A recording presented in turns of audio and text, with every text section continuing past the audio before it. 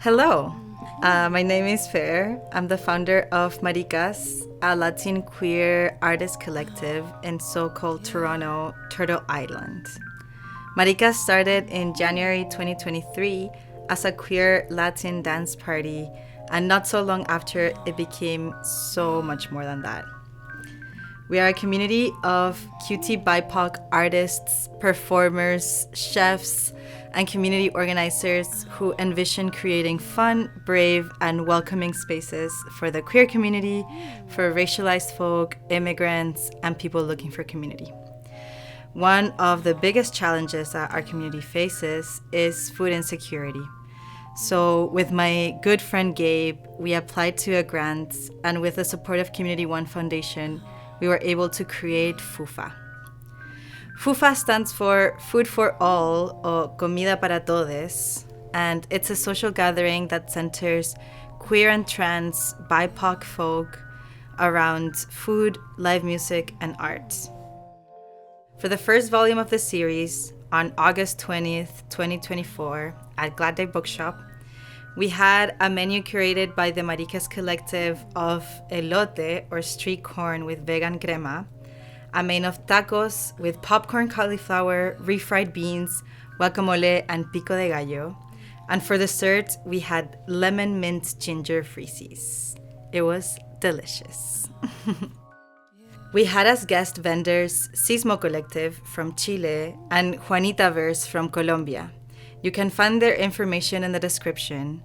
And the sounds that evening were provided by DJ Mayzei, whose set was stellar that night. And you can actually listen to it on his SoundCloud that you can also find in the description below. Sélavi was the live musician for the night, and you can listen to her magical set on our YouTube channel and soon on all platforms.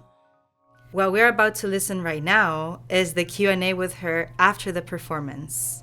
Just a heads up, around the halfway mark, our conversation was interrupted by a community member in distress. So we had to cut some audio out as you couldn't really hear what was happening. And you'll notice a shift in Sélavi's tone, but that's because it was an intense moment for everyone. Nonetheless, we're so happy to have been able to make our dream come true. A big shout out to the Marikass team, Momo, Jess, and of course, Gabe and I. A big thank you to all the volunteers, everyone who showed up, everyone who ate and supported.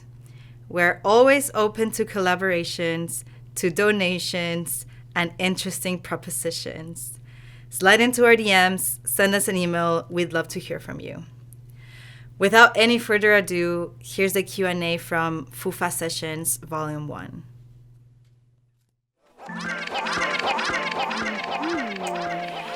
Thank you. Let's give it out for Nigel for doing the music. Our sound tech and DJ extraordinaire. Are you ready for some music?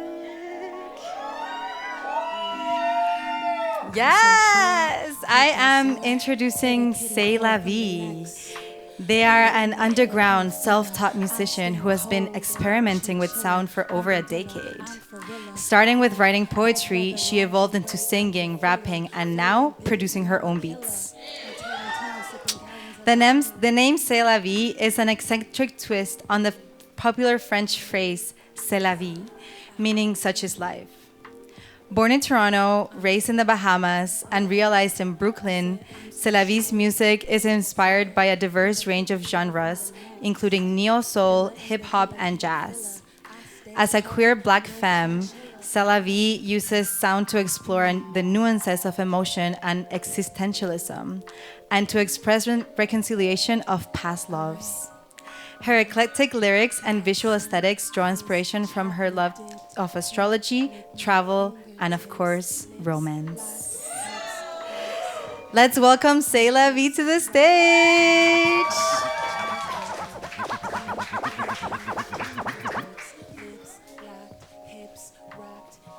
Hello, good evening, everybody. How's everybody doing during this retrograde season and slightly colder weather season coming in? My name is Sélavi. I am a Haitian-Canadian, born in Toronto. You're so good. Thank you. So let's dive in. Yeah. So I know that spirituality and you were saying astrology plays a big part in your life and your music. And I just wanted to ask, how does your spirituality inform your music, and your music maybe informs your spirituality as well? Interesting. I like the reverse of that question as well. But I definitely think, yeah, the music is really informed by like the lyricism.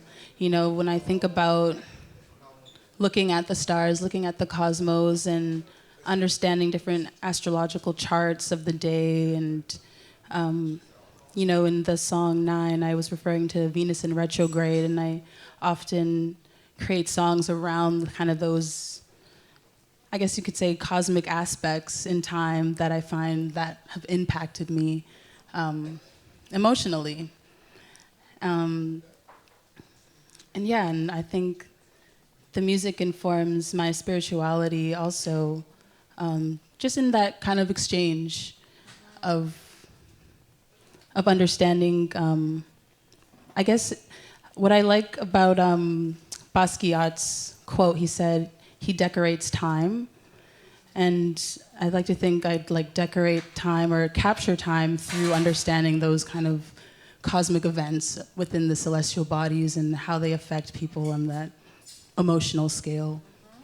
Did I answer the question? Yeah, that was so I so can go on beautiful. tangents sometimes, so. No, that's so beautiful and so real. When, as you may know, we're currently in Mercury retrograde. Yes, and Saturn retrograde and Pluto retrograde. You know more than I do. And Chiron, yeah, so. So a lot of things happening, and you know, we just embrace it and move forward. Yeah, right? However we can. Exactly, and like transmute those emotions through our different artistic mediums, however those may be, you know? Mm-hmm. Yeah. And I'm also wondering, because, you know, you mentioned that you've lived in different places as well. Yeah. So, and as we all may know, like each different city, even if it's within the same country, it's a different culture. Yeah, So absolutely. I'm wondering, how has that affected your music practice? Yeah, I think, you know, growing up in Toronto and kind of indulging in my parents' CDs and kind of their like eclectic interests, like Erykah Badu or Jamiroquai, Lenny Kravitz, and Outkast, kind of having those CDs swirling in my room or like stealing them from them while I was here, opened up my like palette for different genres. And once I got to the Bahamas, I was very heavily into like reggae and dancehall and kind of pulling from like the slower island life. And a lot of that kind of ends up in my lyricism too, because I just kind of love the lifestyle of the islands and like how the pace is different from the city. But New York definitely was like where I had the stage at first, where people really gave me the platform and like, you know, let me shine as an artist, I guess, as a musician, because I really went there as a photographer. And that's like where my professional background is and what I studied in school. But I always loved music, so I decided to just become Sélavi and take the stage, and people gave it to me. And yeah, so I always thank Brooklyn for kind of that like momentum and that energy and that, yeah, that extra sauce, if you will, you know. Nice. And is that where you started with the whole looping and producing your own beats? Actually, I started that when I moved back to Toronto after college. So yeah, I lived in New York for 5 years, and then I came back to Toronto. And I just, especially, again, like, you know, as a queer female, being in studios a lot of times with like men and like, especially in the rap industry, it's very kind of difficult to navigate, and you can always kind of find yourself in these situations where they're not seeing you as an artist, but really, you know, just, you know. So, So, and especially if you outshine them lyrically, then they're kind of just like weird about that too. So that's when I was like, I'm just gonna start making my own beats. Because it's... Yeah. We can only use our best judgment in the present. Are you gonna listen to my answer? We can only use our best judgment in the present. There is going to be tension, there is going to be danger, there is going to be problems in life, but we can only protect ourselves in the best way that we know how and cultivate more of an understanding of how we can grow stronger and become our best selves. But that's all we can do for ourselves. Thank you, Sela. Thank you everyone for your assistance as well. Yeah, well, that's just real. And thank you. Yeah. That's also true, you know. Yeah. Well, should we go back? Yes, let's do a... Truly. We live in Toronto. Also, we're on Church Street. Yes. Yes. This is also a community space, like a glad day. Absolutely. And we are welcome of all our community, no matter how hectic they may be. Yes. Everything's energy, right? And I just feel like, you know, especially living in a city, you attain a certain capacity for certain energies coming at you, whether you know how to deflect them or engage them or however you choose to kind of deal with those energies, but they're around. And I think especially in a city, you know, like, yeah, you know the scale of energies. And that's why, again, I like the island where it's kind of like, I'm just chilling most of the time. In the city, you know, you're just, all right, yeah, we're on the streets, yeah. Honestly. Choose your character. Truly. And it actually makes me think a little bit, and like, it is true about safety. What they were mentioning of like identity, you know. I'm from Chile, and even though like gay marriage is legal, but if you're being on the street gay, they'll probably beat you up. Because, you know, like legality doesn't mean social acceptance necessarily. Yeah.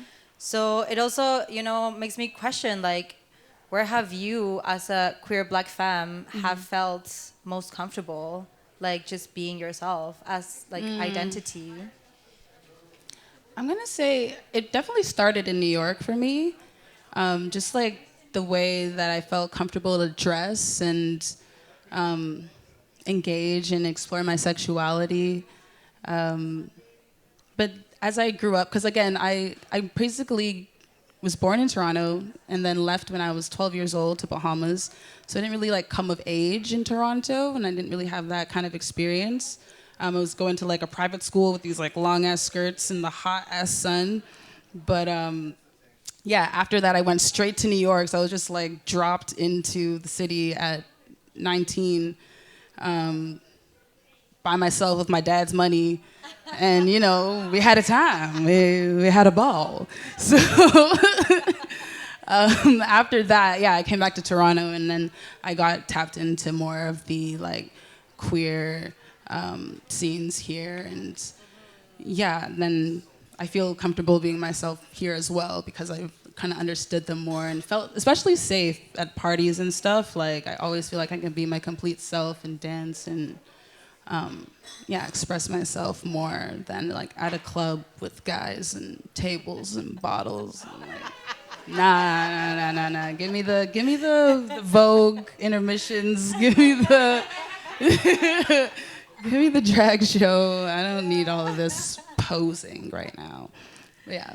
No, truly. And relating to that, I'm super grateful as well for the Marikass community because I think they're so beautiful, and for events, people coming to me after being like, I've never felt this comfortable in like a dance party, and that's like truly like goals, you know, Yeah. because I love to party Absolutely. and I love to go out. I'm like, you know what? Even if it's full of like cis het men, I don't care. I just want to dance.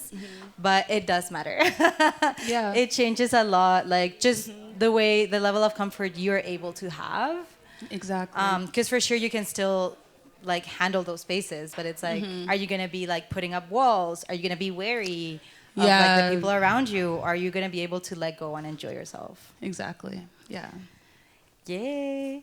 I'm also, you know, so this is a food event. Yes. The The food was amazing. Yes. By the way, yes. Food was so good. Yeah. It was delicious. Y'all did y'all thing. Yes. People are so afraid of vegan food. They hear vegan and they're like, but it was actually so good. Yes, it was really good. Big ups to the kitchen. For real. For real. Yes. I wanted to ask, like, does food have like a role in your life? Like, do you enjoy cooking? Did you enjoy maybe going out to eat? Like, what is the role that food has? Or like, even if it has a role in your life? Definitely. I mean, I love food for sure. Definitely love food.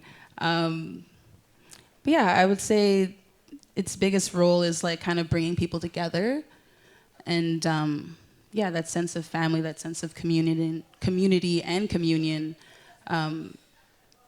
is always really important to me, especially with music as well, because they help me feel, you know, nourished with their love and their support. So yeah, I think it always brings people together, and that's what music can do as well. So pairing the two.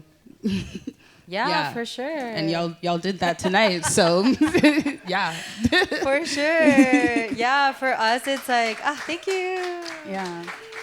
Yeah, I think a lot of times, especially like in a fast-paced city, you know, there's so many like fast food places, and sometimes, you know, the work life has you to a point where you're like, let me just grab something fast, I'll eat and then go to bed. But there is a big social aspect to food, you know, and even for us, from the moment that we're cooking and everyone in the back, they're having fun, and you know, we're cooking with love, and then people here eat the food, and you know, like they're meeting each other, they're meeting new people, and that's bringing back like the social aspect of eating. You know, it's not just sustenance that you're like, oh my god, let me just eat something because I haven't all day because my life is so chaotic.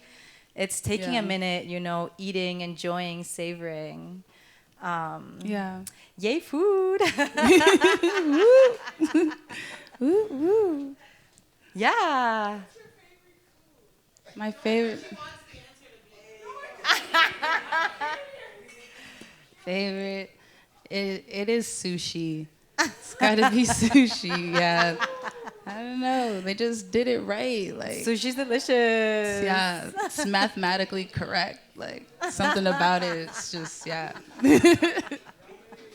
I was actually craving sushi today. I was like, actually, no, I'm gonna eat tacos. That would be the next one, actually. Yeah, tacos. Gabe, taking notes. Does anybody else want to ask a question? Yeah.